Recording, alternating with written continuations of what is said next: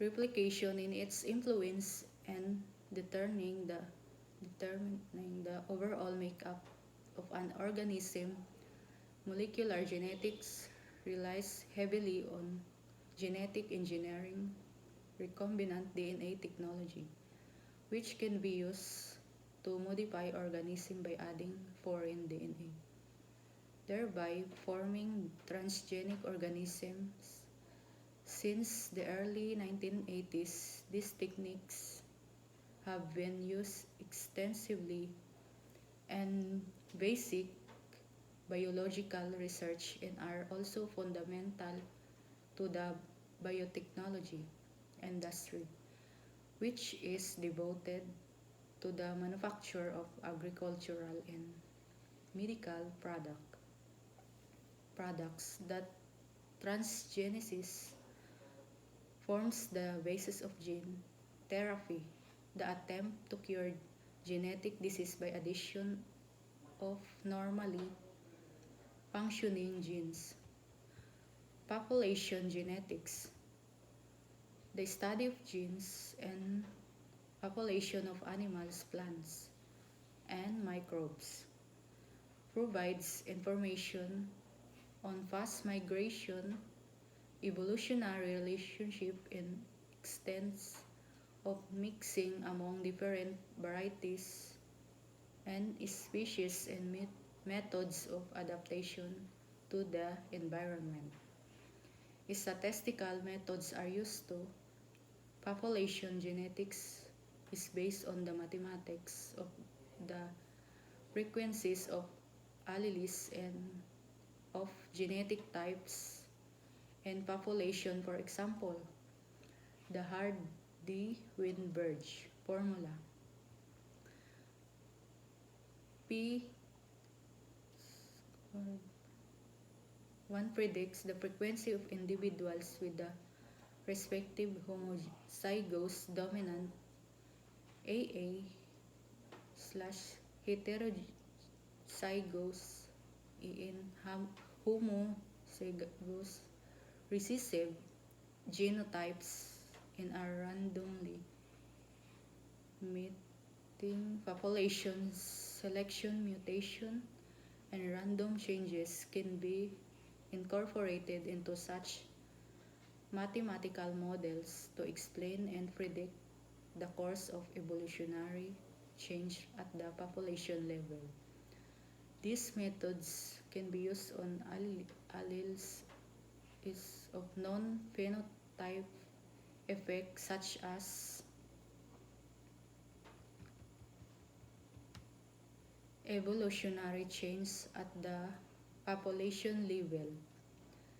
These methods can be used on alleles of non-phenotype effects such as the recessive allele for albinism or on DNA segments of any type of known or unknown function.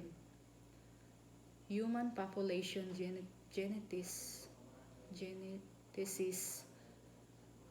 human population geneticists have traced the origins and migration and invasion routes of modern humans, Homo sapiens. DNA comparisons between the present peoples on the planet have pointed to an African origin of Homo sapiens. Tracing specific forms of genes has allowed geneticists to deduce probable migration routes out of Africa to the areas colonized today.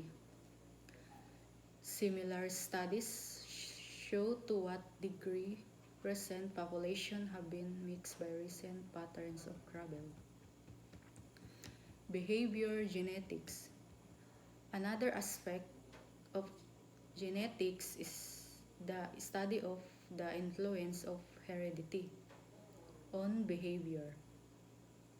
Many aspects of animal behavior are genetically determined determined and can be therefore be treated as similar to other biological properties. This is the subject material of behavior genetics, whose goal is to determine which genes control various aspects of behavior in animals.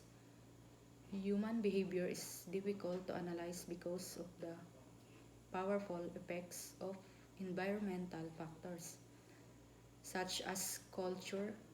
Few cases of genetic determination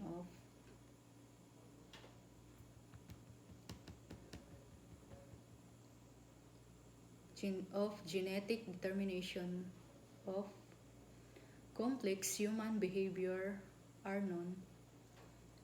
Genomic studies provide a useful way to explore the genetic factors involved in complex human traits such as behavior. Human genetics. Some geneticists specialize in the hereditary processes of human genetics. Human genetics. Most of the emphasis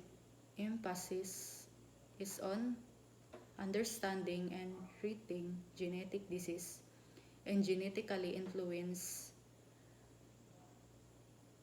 ill health areas collectively known as medical genetics. One broad area of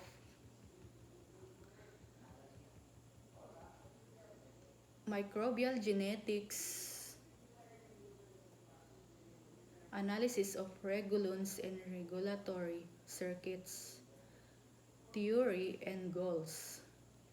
Microbial genetics provide powerful tools for deciphering the regulation as well as the function and pathway organization of cellular processes. This involves both discovering the regulatory genes in sites that control individual gene expression and determining which genes are correlated and thus likely to participate in the same process. Often, genes that are correlated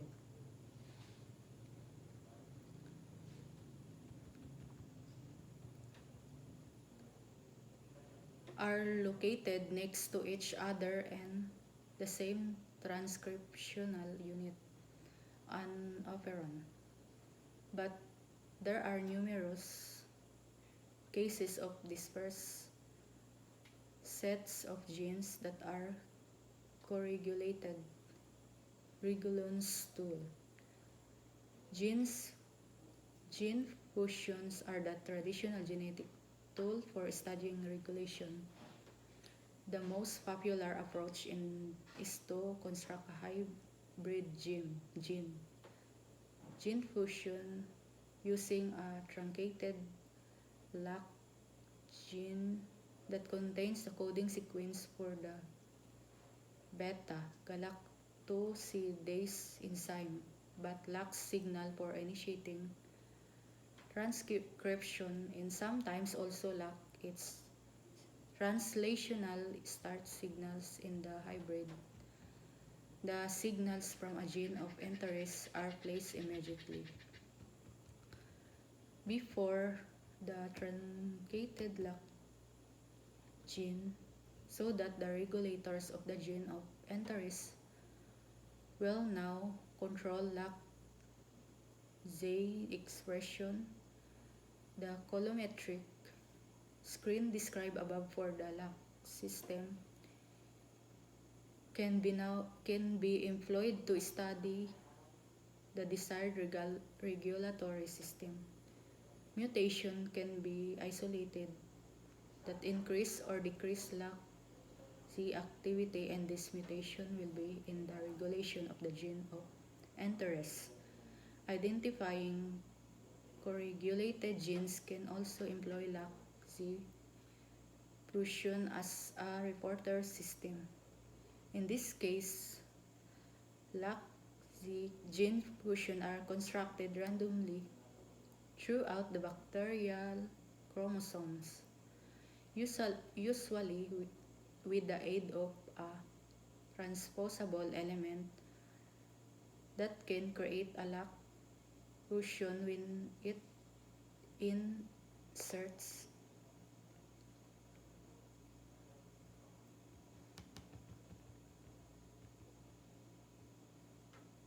And a gene in the correct orientation. Each fusion string grows up as a colony,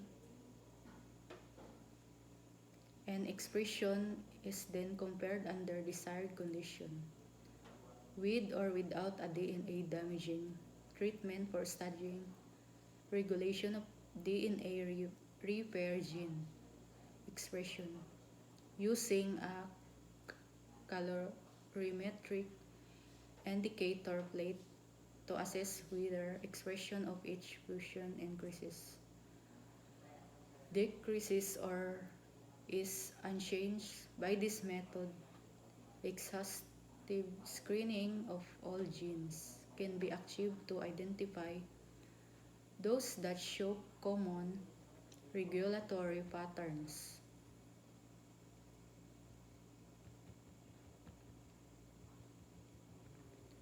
Development of microbial genetics and need for culture collection. Microbial genetics